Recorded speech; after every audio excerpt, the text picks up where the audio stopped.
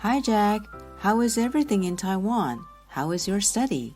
Do you need some help learning Mandarin Chinese? Hi, Amber. Nice to see you. Thank you for asking. I'm doing well. All courses in my college are taught in English. And since I'm a native English speaker, reading and using English is not a problem. As for my Chinese, I'm now in the intermediate Chinese class. I can't say I'm fluent, but I think I can survive. Good. So nothing is bothering you, right? So far, so good. When studying abroad, everybody, more or less, needs to adjust to some things.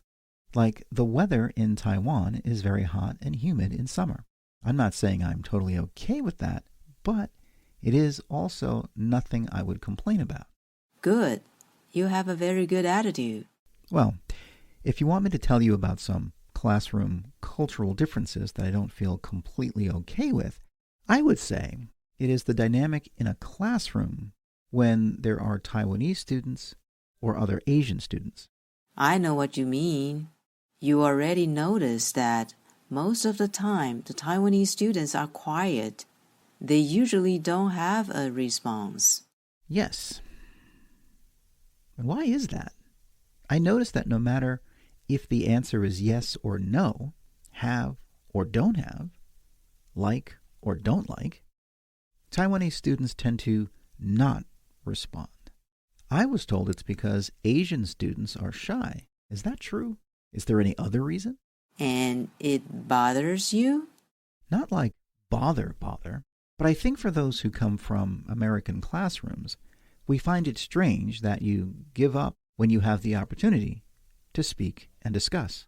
I think the American society promotes an idea that everyone's opinion matters. But here, we were taught you better listen and follow. I can tell how hard our instructors try to raise a discussion, or sometimes just try to get some yes or no response. But only 2 other Westerners and I would reply to the instructors. It's not polite. Moreover, I did many oral presentation assignments in the class. I was expecting some feedback, but usually no answer. Well, I'm in one of your classes. I responded. Oh, well, you are an exception. But sometimes you're quiet too. So any reason you could tell me? Well, honestly, I'm not sure. Shy is always one of the reasons they say. We feel embarrassed easily. We don't want to be the limelight. Plus, we Asians tend to think being straightforward is not polite. Oh, well, that is clearly a cultural difference worth discussing more. And I don't know if you noticed, this is not only reflected in the act of silence, but also in the look in the eyes. Yes, I noticed. You guys tend to make very short eye contact.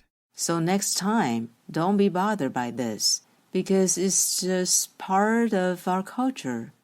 It's not that I'm personally bothered, like I said, but as an English teacher, it's that speaking up is part of the culture of English speaking. So in a way, it's like the students are ignoring half of the lessons to be learned. Well, there could also be another reason, and it has nothing to do with Asians or non-Asians. It's because many students nowadays are always checking their cell phones. Yeah, I guess, although there's a cultural difference between East and West, we share a common ground by being digital natives. Maybe it means instructors need to come up with some new strategies to communicate with students. Yes, you saw a few days ago, our teacher, Mr. Lee, was using Kahoot in the class, and that's a new way to approach students.